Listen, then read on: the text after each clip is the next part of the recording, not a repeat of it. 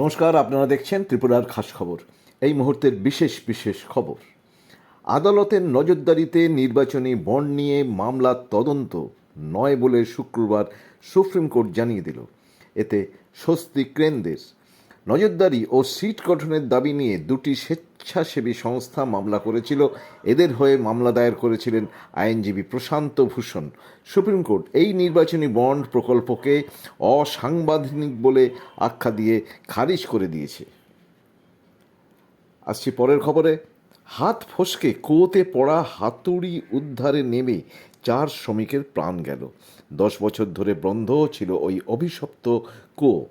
প্রথমে বাড়ির মালিক, এরপরে 3 জন একে একে অপরকে উদ্ধার করতে গিয়ে মৃত্যুবরণ করল।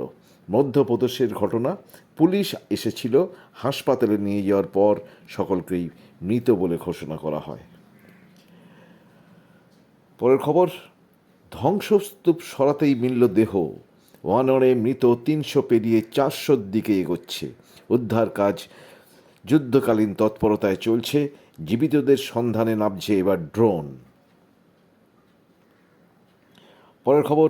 দিল্লির সরকারি হোম আশা কিরণে গত 20 দিনে 13টি শিশুর মৃত্যু ঘিরে চাঞ্চল্য। গত 7 মাসে মৃত্যু হয়েছে 27 জন শিশুর। কর্তৃপক্ষের বিরুদ্ধে অবহেলার অভিযোগ বিজেপির।